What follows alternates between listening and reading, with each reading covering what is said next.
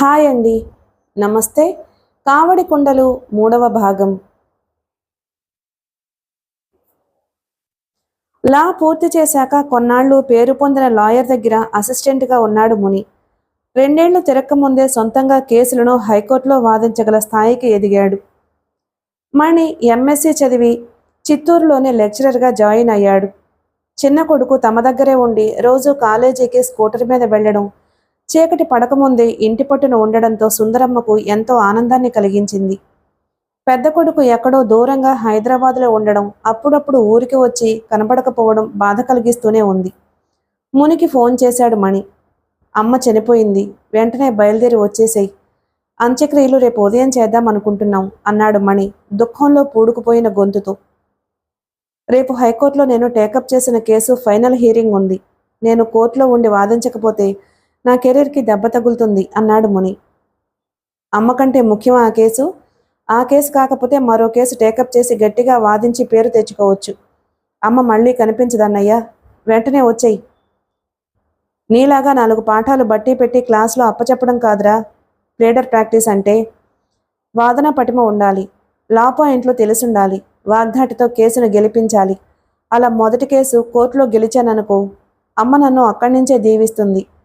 అమ్మ మీద ప్రేమ లెక్క కాదు, నన్ను అర్థం చేసుకో. పెద్ద కర్మ ఏ రోజునో చెప్పు, ఆ రోజుకి తప్పకుండా మన ఊళ్ళో ఉంటాను అన్నాడు ముని. అమ్మ మీద నీకున్న ప్రేమ ఏమిటో తెలుస్తూనే ఉంది. నాన్న కూడా కుమిలిపోతూ ఉన్నాడు అమ్మ హఠాత్తుగా చనిపోయేసరికి. ఎలా చనిపోయింది అని అడిగి వివరాలు తెలుసుకుంటాడేమో అనుకున్నాడు మణి.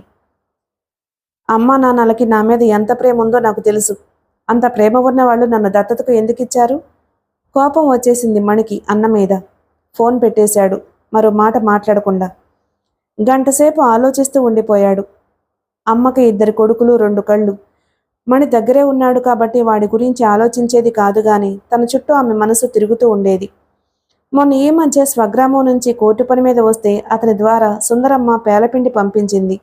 మా చిన్నాడిని చూడాలని మనసు కొట్టుకుంటూ ఉంది. ఒకసారి వచ్చిపోమ్మని గట్టిగా చెప్పు అని అతనికి చెప్పిందట. కేసు గెలిపిస్తానని తన మీద గంపడి ఆశలు పెట్టుకున్న ఆకాశ సంగాతో. తను సరిగ్గా వాదించకపోతే అతనికి ఉరిశిక్ష పడుతుంది. మెదడు పొరల్లో ఆ కేసు వివరాలు మెదిలాయి. ఆకాష్ డాక్టర్, బాగా పేరున్న కాంట్రాక్టర్ కొడుకు. ప్రైవేటు హాస్పిటల్లో డాక్టర్గా పనిచేస్తున్నాడు.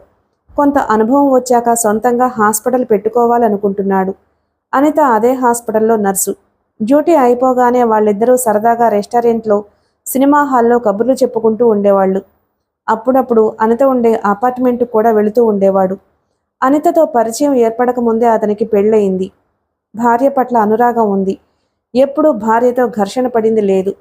ఆకాష్కి అక్రమ సంబంధాలు ఎవరితోనూ లేవు.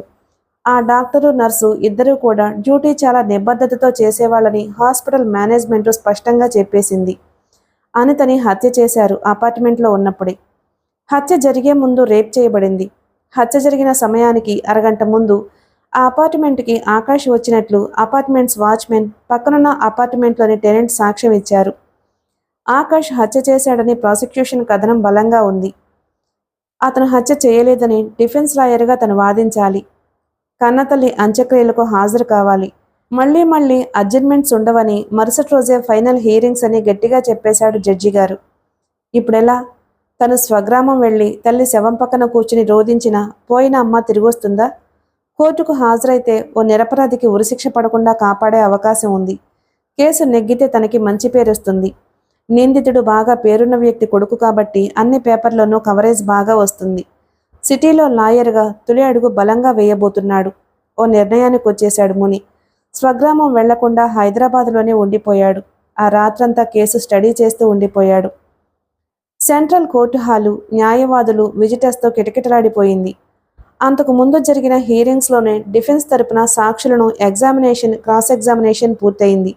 డిఫెన్స్ లాయర్గా మునిరత్నం తన వాదనను ముగింపు దశకు తీసుకొచ్చాడు. పబ్లిక్ ప్రాసిక్యూటర్ గారు అనితను ఆకాష్ హత్య చేశాడని, ముద్దాయికి ఉరిశిక్ష విధించాలని కోర్టు వారిని కోరారు. వారి వాదనలతో నేను ఏకీభవించకపోయినా వారి వాదనా పటిమను మెచ్చుకోక తప్పదు. అటువంటి సీనియర్స్ దగ్గర నాలాంటి యువ న్యాయవాదులు నేర్చుకోవాల్సింది ఎంతో ఉంది. కానీ 100 అబద్ధాలు చెప్పినంత మాత్రాన ఒక నిజం మరుగున పడిపోదు. 100 suspicions do not make a proof. వృత్తిపరంగా ఓ డాక్టరు నర్సు సన్నిహితంగా ఉండడాన్ని గమనించి వారి ఇద్దరి మధ్య శారీరక సంబంధాలున్నాయని 100 సార్లు చెబితే అది నిజం కాకపోవచ్చు. అనిత, ఆకాష్ల మధ్య ఉన్నది ప్లేటోనిక్ లవ్. అమలిన శృంగార భావనలు ఉండడం నేరం కాదు. భార్య ఉండగా అక్రమ సంబంధం పెట్టుకోవడాన్ని ఎవ్వరూ సమర్థించరు. ఏ స్త్రీ కూడా తన భర్తను మరో స్త్రీ షేర్ చేసుకోవడాన్ని ఇష్టపడదు. అనిత ఉండే అపార్ట్మెంట్కి ఆకాష్ చాలాసార్లు వెళ్ళాడని చెబుతున్నారు. తన సొంత ఇంటికి కూడా ఆ అమ్మాయిని తీసుకువచ్చి భార్యకు పరిచయం చేశాడు. వాళ్ళ ముగ్గురు మూవీస్కు కూడా వెళ్లారని ఆకాష్ భార్య కోర్టువారి ముందు చెప్పింది.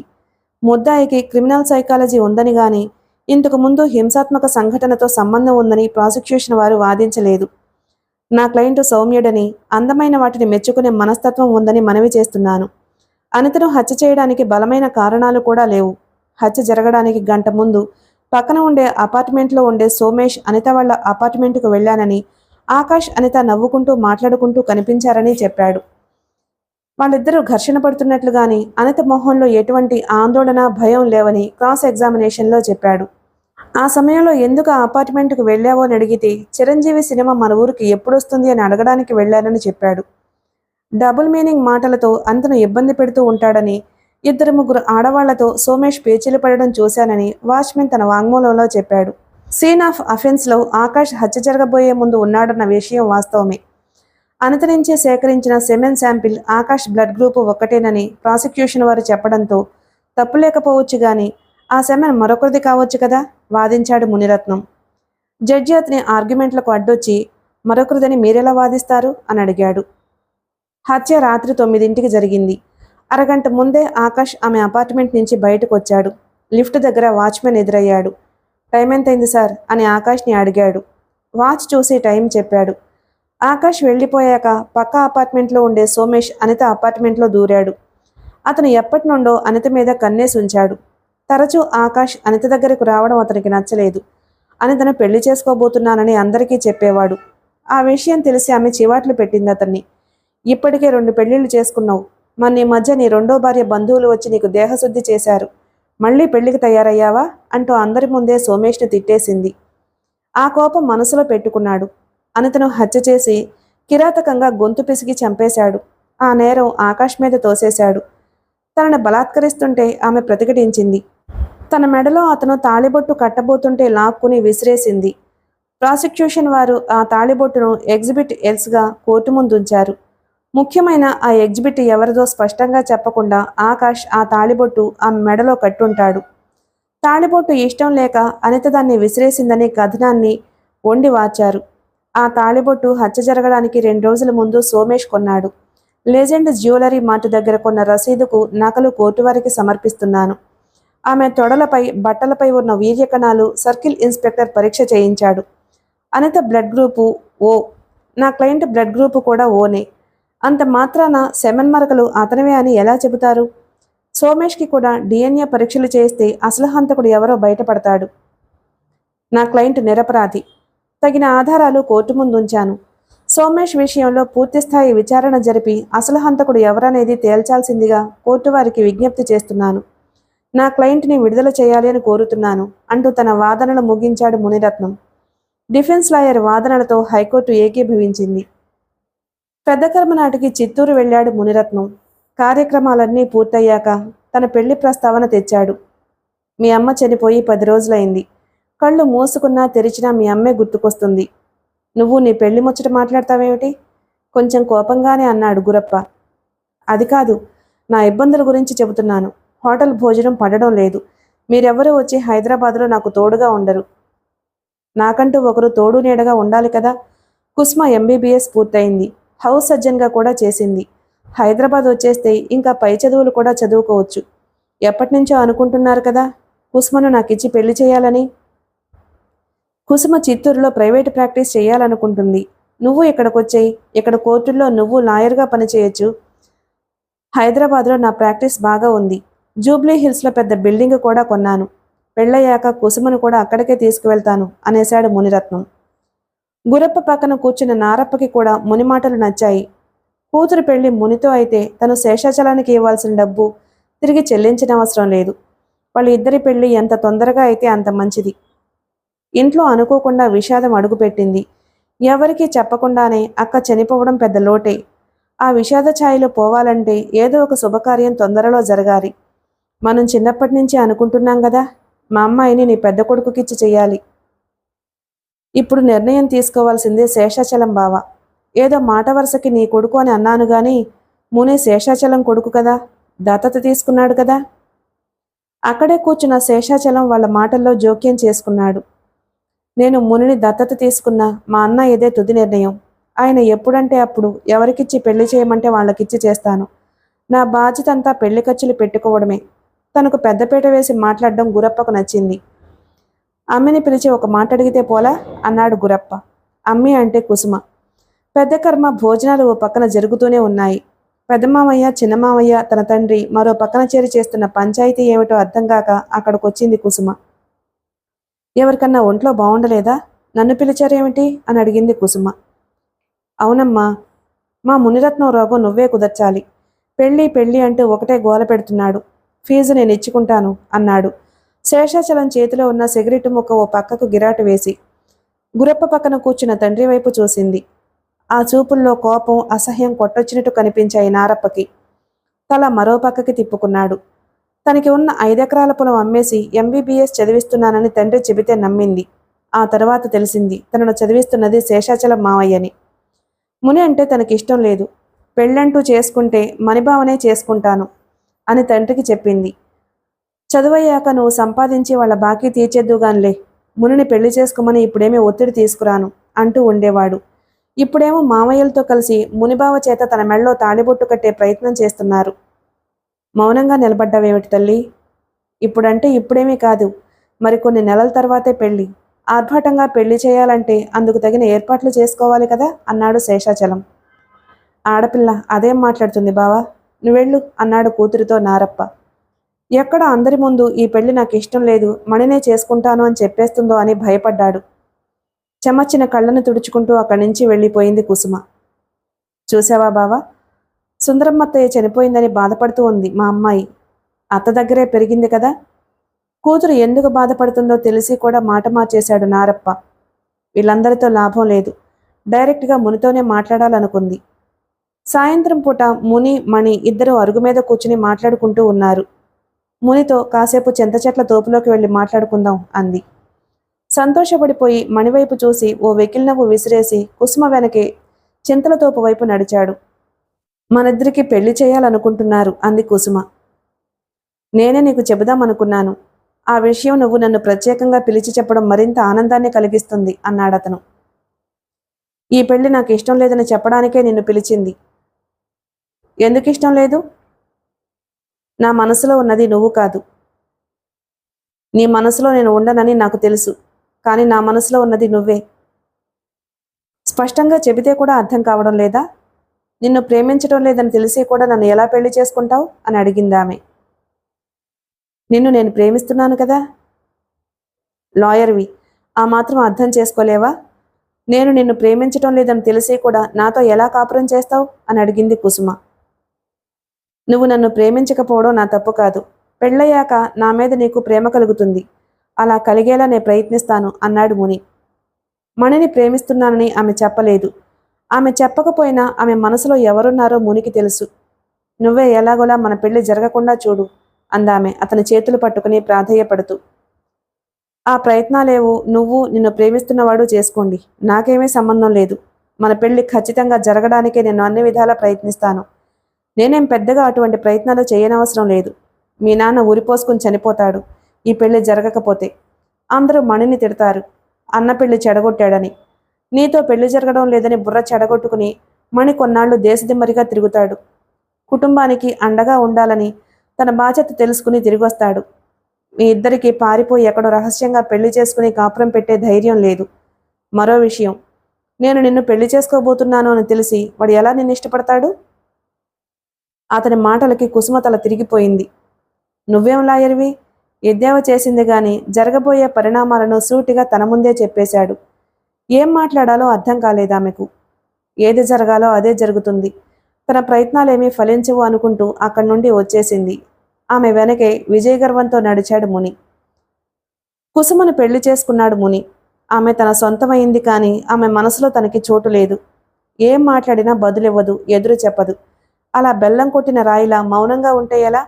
ఎప్పుడన్నా మాట్లాడితే తప్పని పరిస్థితుల్లో 1-2 మాటలు మంద్రస్థాయిలో వినిపిస్తాయి. రాత్రిళ్ళు పడక గదిలోనూ అంతే.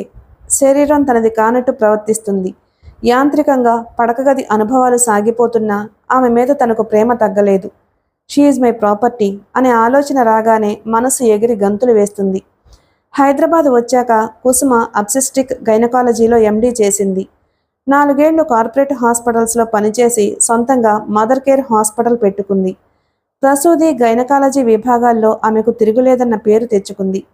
ఫెర్టిలిటీ సెంటర్ కూడా ఉంది ఆమె హాస్పిటల్లో.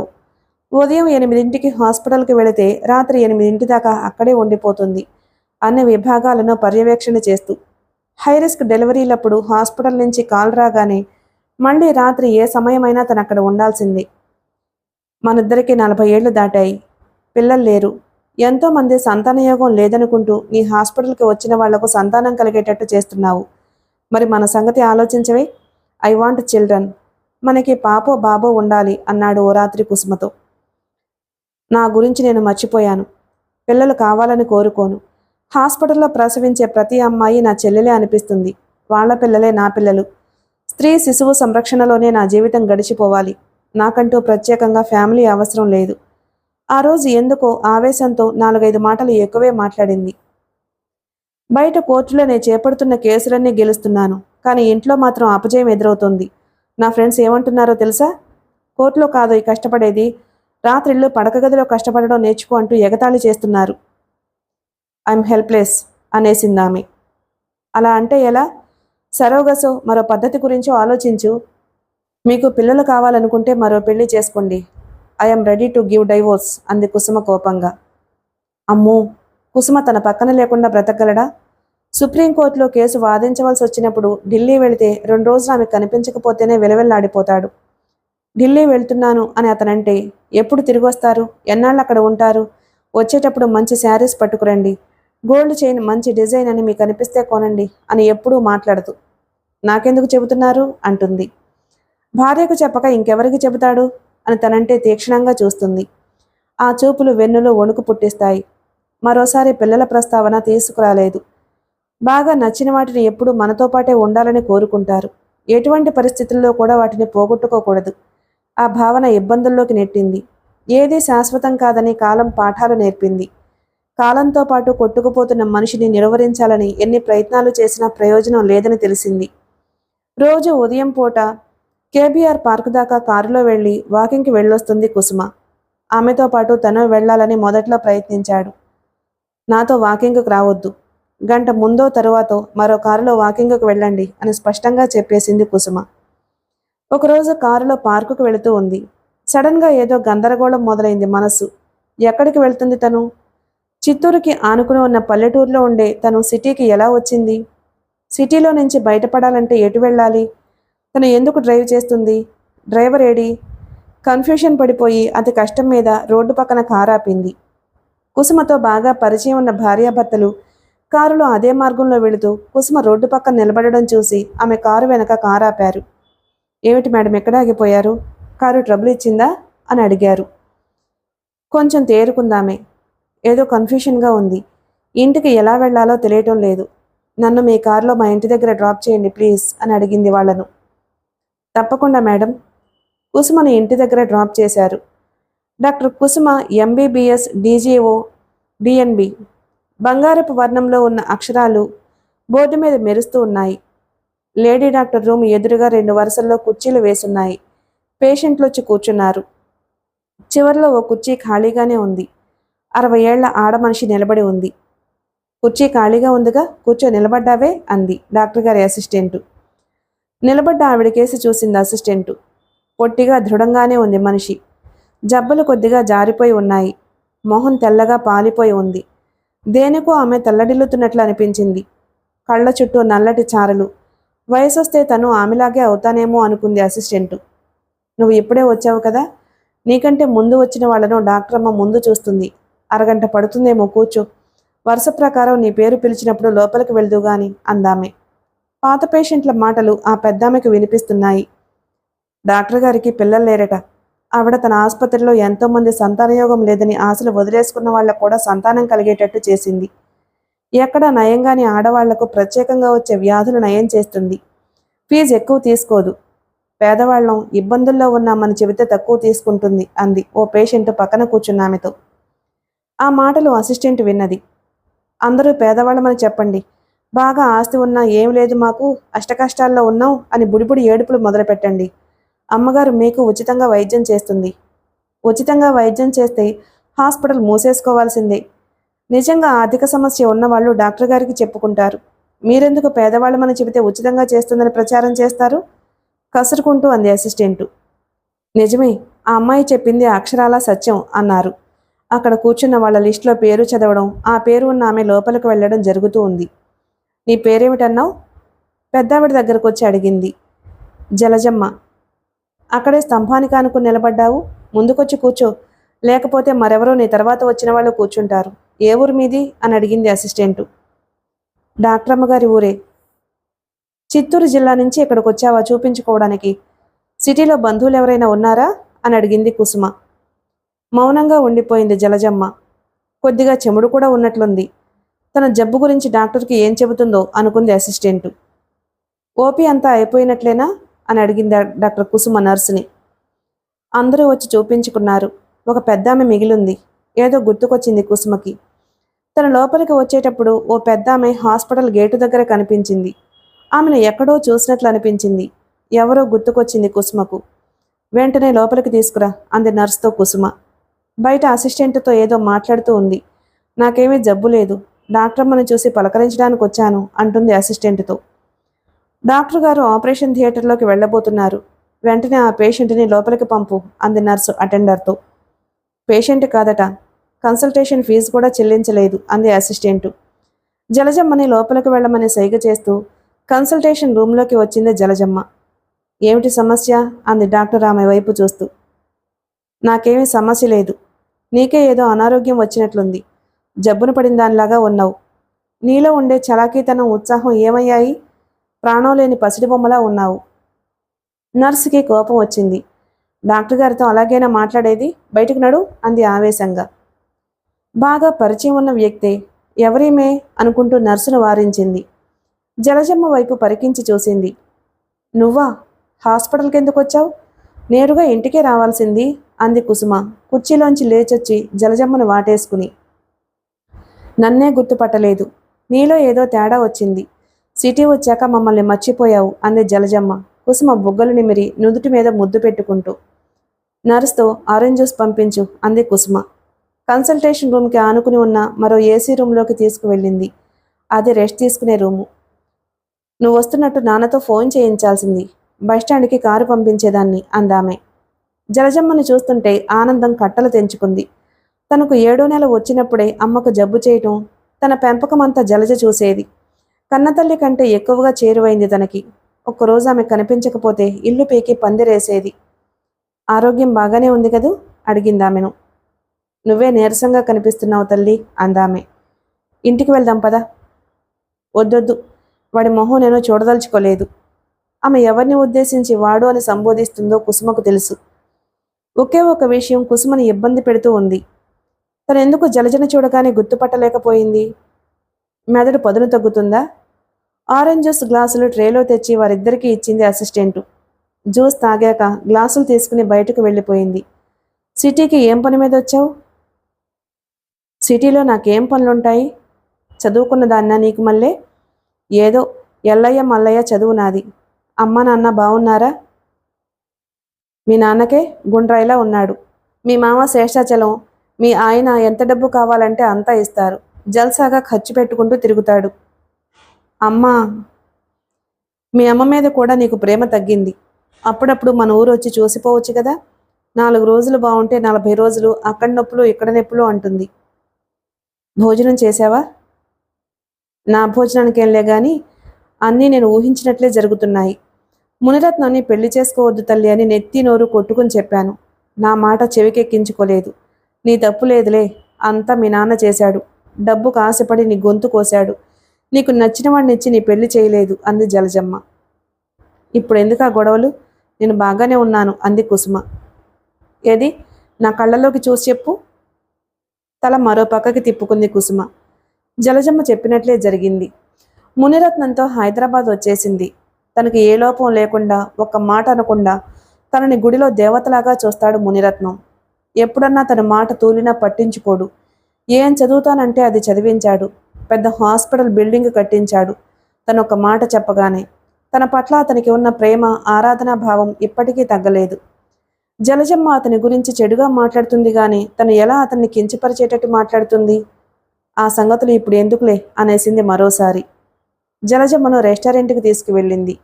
ఇంటికి రాననే ఆమె మొండికేయడంతో ఇద్దరూ భోజనం చేశారు, ఊళ్ళో సంగతులు చెప్పుకుంటూ.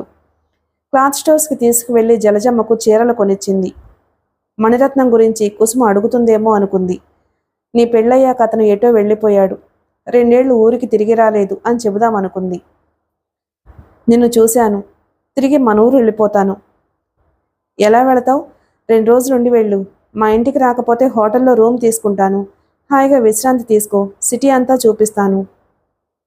నాకేమీ చూడాలని లేదు. నిన్ను చూడాలనే నేను వచ్చింది. మళ్ళీ బస్సు ప్రయాణం చేస్తావా?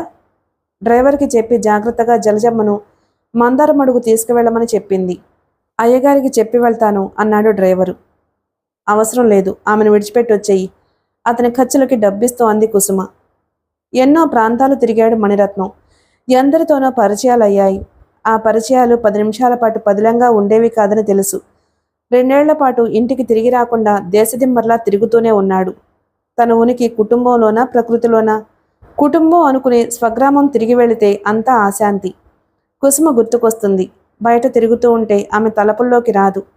అంతా మట్టే అని తెలుసు. అందరూ నక్షత్ర రేణువులే అని తెలుసు. స్టార్డస్ట్ అంతే. మరి ఈ బంధాలేమిటి? ఆరాటాలు ఎందుకు? రాగద్వేషాలకు అతీతంగా ఉండలేడా? గతం మనోయవనిక మీద మెరిసింది. తిరుమలకు కాలినడకన కొండెక్కుతుంటే జయంతి కనిపించింది.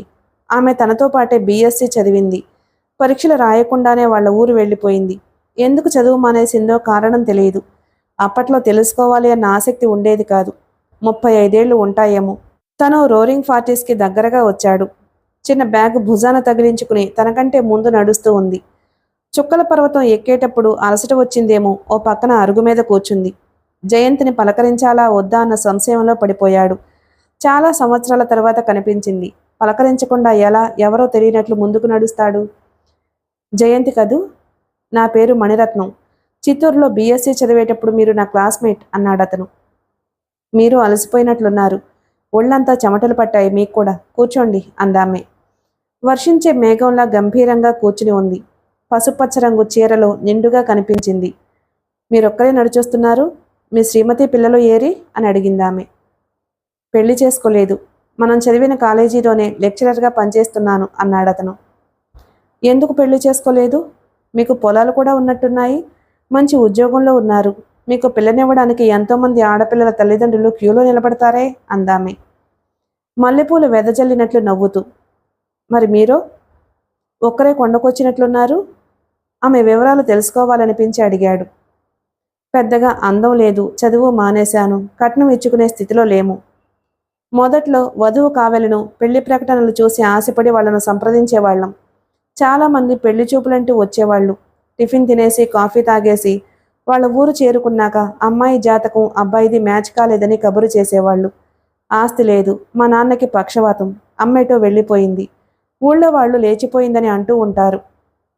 నేనేమో ప్రైవేటు స్కూల్లో అన్‌ట్రైన్డ్ టీచర్ని. ఎప్పుడు ఊడిపోతుందో తెలియదు. చెప్పుకుపోయింది. చదివెందుకు మానేశారు అడిగాడతను. నాకేం సరదానా చదువు మానేయడానికి? మా నాన్న చిత్తూరు ఎలక్ట్రికల్ సబ్స్టేషన్లో ఎలక్ట్రీషియన్గా పనిచేస్తూ ఉండేవాడు. అప్పుడే నేను మీతో పాటు బీఎస్సీ చదివింది. ఆ తర్వాత తిరుపతికి ట్రాన్స్ఫర్ అయ్యాడు. ఎలక్ట్రిక్ షాక్ తగిలి నాన్నకి పక్షవాతం వచ్చింది. 2 ఏళ్ల కిందట చనిపోయాడు. ఆ తర్వాత అమ్మ కూడా చనిపోయింది. చదువాగిపోయింది. గాలిగోపురం దగ్గరున్న టీ స్టాల్లో టీ తాగారు. ఆమె కళ్లల్లో కాంతి, మాటల్లో ఆత్మవిశ్వాసం అతనికి బాగా నచ్చాయి. ఆంజనేయుడి విగ్రహం దగ్గర కూర్చుని 10 నిమిషాల పాటు సేద తీరారు. ఆంజనేయుడు ఆదర్శమా? అందుకనే పెళ్లి చేసుకోలేదా అడిగిందామె. కొత్తగా పెళ్లైన వాళ్ళు పసుపు బట్టలతో శ్రీనివాసుడి దర్శనం కోసం వెళ్తూ ఉన్నారు. ఆమె పసుపు చీర కట్టుకుని ఉంది. తను పసుపు రంగు చొక్కా వేసుకున్నాడు. తనను స్వామి కొండ మీదకు లాక్కొచ్చాడు. 7 కొండల మీద పవిత్రమైన ఆలోచన వచ్చింది మణిరత్నానికి. మీకేమీ అభ్యంతరం లేకపోతే స్వామి దర్శనం అయ్యాక కొండ దిగి తిరుచానూరులో మనిద్దరము పెళ్లి చేసుకుందాం అన్నాడు ఆమెతో మోకాళ్ల పర్వతం దగ్గర. మనస్ఫూర్తిగానే అంటున్నారా? అతని వైపు చూస్తూ అడిగిందామె.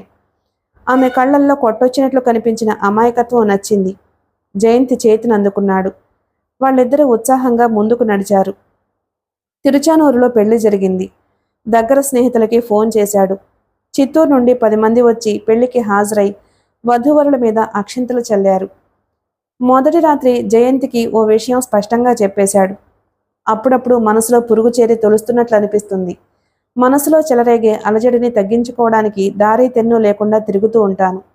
ప్రశాంతత ఏర్పడ్డాక తిరిగొస్తూ ఉంటాను అన్నాడు మణిరత్నం. ఎక్కడి దాకా వెళ్తుంటారు అని అడిగిందామె. అవని చివరి అంచు దాకా వెళుతూ ఉంటాను. నాతో నువ్వు ప్రయాణం చేయలేవులే అన్నాడు నవ్వుతూ. పకపక నవ్వింది జయంతి. చివరి అంచు దగ్గర నా రూపం కనిపిస్తుంది.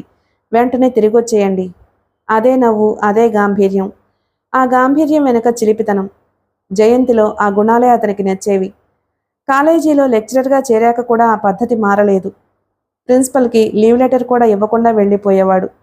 ముందుగా చెప్పేసి వెళ్ళొచ్చు కదా, కనీసం ఎప్పుడు తిరిగి వచ్చేది, మీరు వెళ్ళిన చోటు నుంచి ఫోన్ చేసి చెప్పొచ్చు కదా అనేవాడు ప్రిన్సిపల్. ఎక్కడ తిరిగినా సిలబస్ పూర్తి చేసేవాడు. ఎక్స్ట్రా క్లాసులు తీసుకుని ఫిజిక్స్ బోధించడంలో దిట్ట.